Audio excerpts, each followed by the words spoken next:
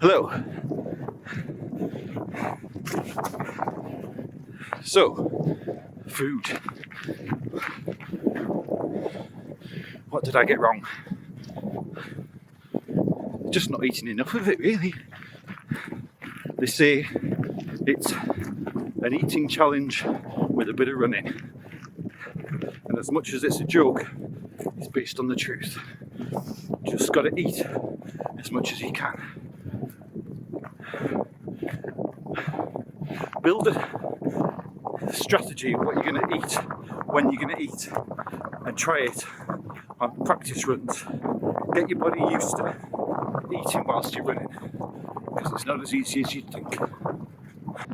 Checkpoints. Checkpoints. Honestly, they're fabulous. But they are sometimes too fabulous.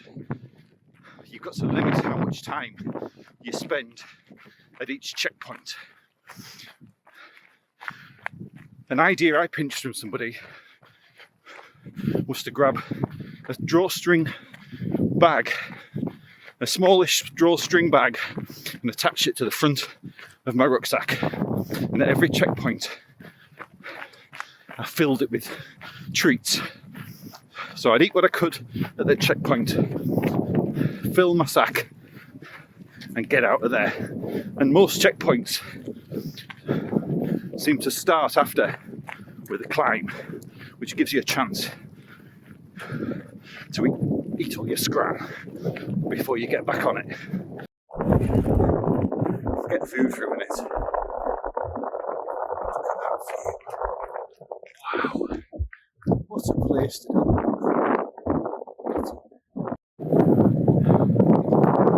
So, one of the big challenges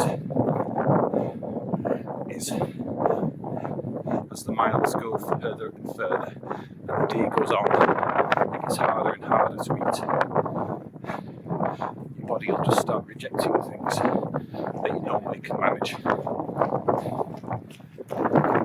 By the last checkpoint in 2025, I couldn't even manage to taste Coca-Cola, which is my absolute vice.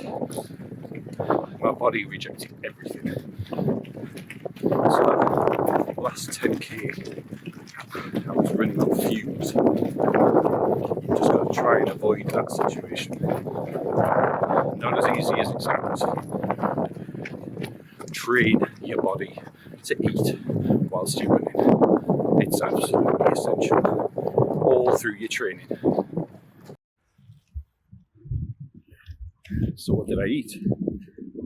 Well, every checkpoint I went straight for the sandwiches, cheese salad every pit stop. More surprisingly, watermelon every single pit stop. Chunks and chunks and chunks of it. I don't normally eat it.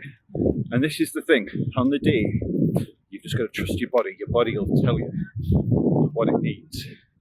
So go with it, listen to your body.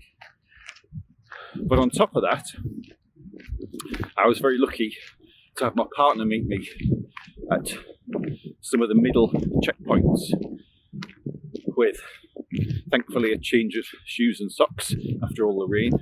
But she prepared a bottle of calorie drink. I was using Tailwind. There's different types.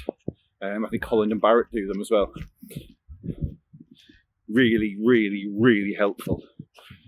Get used to drinking it on your training and have plenty of it ready for the day. It's so much easier than eating to get calories in. Train your body and drink tons of it because it's high calories and it's what got me round. I'm absolutely sure of it. That and watermelon, obviously. Gels. Yes, they're helpful, but they're a fairly short-term fix, which is fine for shorter distances up to, say, half marathon, but they're not going to get you through 15, 20, 25 hours. It's just not going to happen. So yes, have them on you. because they're a good way of getting you to the next checkpoint. Speaking of which, first checkpoint. Bear in mind, that is further than a half marathon. I think it's about 14 miles. And I have to say, this year, I misjudged that for the last mile or two. I'm starting to get hungry. So make sure you've got something to eat, even in that first stage, because that was a good few hours after I'd had my breakfast. So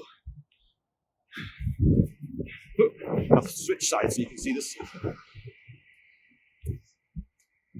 It was a long time from breakfast to start line, and then start line to first checkpoint. So bear that in mind between checkpoints. And also, some of the stages look quite short, but they tend to be the hillier ones. So make sure you've always got some food on you. Honestly, a little pack on your front drawstring bag. Can't recommend it enough. I'll try and attach a picture so I can show you what I mean, because it's hard to describe. Hopefully get a new camera today. It should be a lot easier.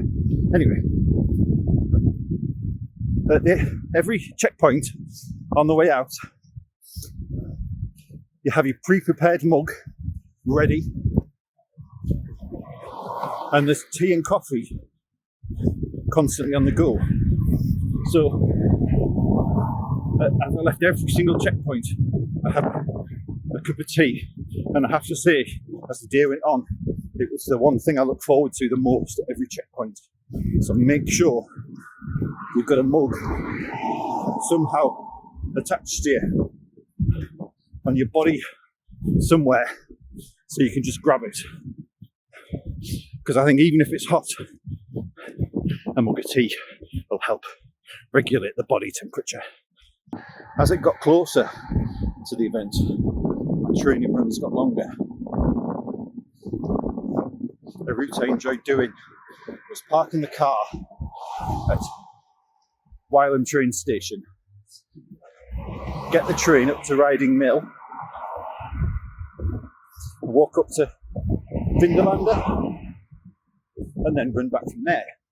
Now, why am I saying this on a food video? At halfway is Hexham, and you go right past various food places and Aldi. So you can go in, fill your boots, train your body to have to get back running again towards Corbridge. Really helpful. You've got to train your body to eat and run. So that was South Shields Park Run. Beautiful. Not an easy course, but very beautiful. Anyway, so that's the first subject, food. What should we look at next? Kit? Timings? I don't know. The night before in Wetherspoons? Put your comments below. Let's get this done. See you later, Wallies. Out.